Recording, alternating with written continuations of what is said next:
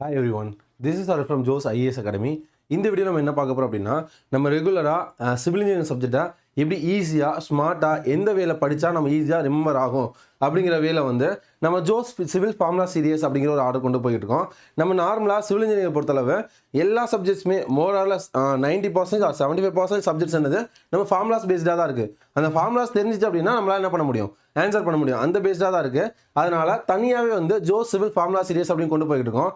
அந்த சீரியஸ் நீங்கள் பார்த்தீங்க அப்படின்னாலே ஒரு சப்ஜெக்டை எந்த ஆர்டரில் நம்ம ஹேண்டில் பண்ணணும், எந்த மாதிரி நம்ம படிக்கணும் அப்படிங்கிறது நமக்கு தெரியும். ஓகே, இந்த வீடியோ தான் ஃபஸ்ட் வீடியோ பார்க்குறீங்க அப்படின்னாலும் இதுக்கு முன்னாடி வீடியோலாம் கன்டினியூ பண்ணிட்டு வந்தீங்க அப்படின்னா எந்த அளவு நம்ம ஒரு சப்ஜெக்டை அப்ரோச் பண்ணணும், எப்படி படிக்கணும் அப்படிங்கிற ஆர்டர் நமக்கு தெரியும். ஓகே, வாங்க வீடியோக்குள்ளே போகலாம். இன்றைக்கான ஃபார்முலா ஷீட் என்ன அப்படின்னா ஜோஸ் சிவில் ஃபார்முலா ஷீட் நம்பர் 34 பார்க்க போகிறோம். இதில் first formula deflection equation. Deflection equation மொதல் 5 ஃபார்முலாவுமே ஈக்குவேஷன்ஸ் தான் பார்க்க போகிறோம். டிஃப்ளெக்ஷன் ஈக்குவேஷன்னா EI into Y, EI into Y. அதுக்கடுத்து ஸ்லோப் ஈக்குவேஷன். ஸ்லோப் இதோட கான்செப்ட் எல்லாமே உள்ளே போகும்போது பார்ப்போம். ஃபஸ்ட் ஈக்குவேஷன் என்னன்னு பார்த்துக்கோங்க.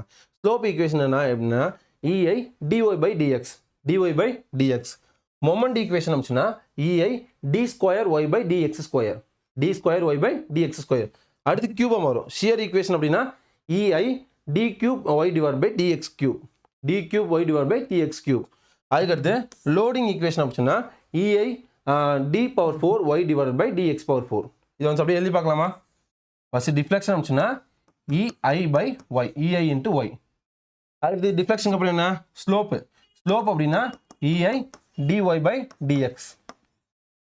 அடுத்து மொமெண்ட். மொமெண்ட் அப்படிங்கிற EI அங்கே square d square y by dx square. அடுத்து என்ன? ஷியர். அப்படியே குறைஞ்சிட்டே வரும். ஷியர்னா EI d cube y divided by dx cube. அடுத்து என்னது? லோடு. லோடு அப்படின்னா EI d power 4 y divided by dx power 4. ஓகேவா? நஞ்சு கிளியரா? நஞ்சு அப்படியே எழுதி பார்த்துருங்க. அதுக்கடுத்து shear force and bending moment diagram for various loading. எந்த மாதிரி இருக்கும்? பேரபோலா, லீனியர், அந்த மாதிரி சொல்லுவோம்ல, இதெல்லாம் கொஸ்டின் ஏரியா. நார்மலாக ஒரு பாயிண்ட் லோடு அப்படின்னுச்சுன்னா அதோட ஷியர் ஃபோர்ஸ் எப்படி இருக்குன்னா ரெக்டாங்குலர் கான்ஸ்டண்டாக இருக்கும். ரெக்டாங்குலர் கான்ஸ்டண்டாக இருக்கும்.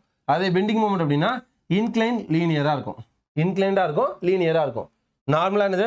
ஒரு பாயிண்ட் லோட் ஆக்ட் ஆகுது, என்ன பீமாக இருக்கட்டும், ஒரு பாயிண்ட் லோட் ஆக்ட் ஆகுதுன்னா ஒரு ரெக்டாங்குலர் கான்ஸ்டண்டாக இருக்கும்.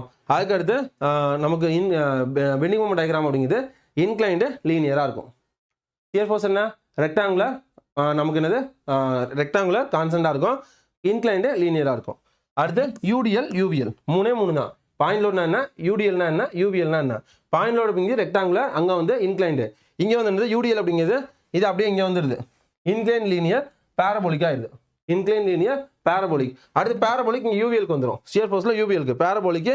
அதுக்கடுத்து கியூபிக் பேரபோலிக் அல்லது 3rd டிகிரி கர்வ்னு சொல்லுவாங்க. கியூபிக் பேரபோலிக் அல்லது 3rd டிகிரி கர்வ். இதை மட்டும் நோட் டைம் சொல்லிடலாமா? டிஃப்ரெண்ட் கண்டிஷன்ஸில் shear force and bending moment மூணே லோடு தான். என்னது? Point load, UDL, UVL. Point load, UDL அப்படின்னா யூனிஃபார்ம்லி டிஸ்ட்ரிபியூட்டர் லோட், யூவிஎல் அப்படின்னா யூனிஃபார்ம்லி வேரியிங் லோட். கிளியரா? அடுத்து பாயிண்ட் லோட் அப்படின்னா ரெக்டாங்கிள், அங்கே லீனியர், இன்க்ளைன்டு லீனியர். அதுக்கடுத்து வந்து இங்கே என்னது வரும்? யூடிஎல் வரும், யூனிஃபார்ம் டிஸ்ட்ரிபியூட்டர் லோட். அப்போ அங்கே இருக்கிற இன்க்ளைன் லீனியர் இங்கே ஷியர் ஃபோர்ஸாக வந்துடும். அடுத்து பேரபோலிக் ஆகிடும். அடுத்து பேரபோலிக் யூவிஎலுக்கு வந்துடும். அதுக்கடுத்து என்னது? கியூபிக் பேரபோலிக் அல்லது 3rd டிகிரி கர்வ் அப்படின்னு வரும். கிளியரா? இன்னொரு டைம் சொல்லலாமா? 34ல் டிஃப்ளெக்ஷன் ஈக்குவேஷன் அப்படிங்கிறது EI y. டிஃப்ளெக்ஷனுக்கு அப்புறம் என்னது? ஸ்லோப்பு. ஸ்லோப்னா EI dy by dx. ஸ்லோப்புக்கு அப்புறம் மொமெண்ட். மொமெண்ட் அப்படின்னா EI d square y divided by dx square. அதுக்கடுத்து என்ன? மொமெண்ட்டுக்கு அப்புறம் ஷியர் ஃபோர்ஸ். ஷியர் ஃபோர்ஸ் அப்படின்னா EI d cube y divided by dx cube, dx cube. அதுக்கடுத்து என்னது? Point load. லோடிங் அப்படின்னு சொன்னால் EI d power 4 y divided by dx power 4. 5 point முடிஞ்சா? அதுக்கடுத்து shear force and bending moment வந்து various loading condition எப்படி இருக்கும்? மூணே லோடிங் கண்டிஷன் தான். பாயிண்ட் லோட்னா என்ன, யூடிஎல்னா என்ன, யூவிஎல்னா என்ன? யூடிஎல் அப்படிங்கிறது யூனிஃபார்ம் டிஸ்ட்ரிபியூட்டர் லோட், யூவிஎல் அப்படிங்கிறது uniform varying load. First point load அப்படின்னா ஷியர் ஃபோர்ஸ் டயக்ராம் எப்படி இருக்கும்? நமக்கு ரெக்டாங்குலர் கான்ஸ்டண்டாக இருக்கும்.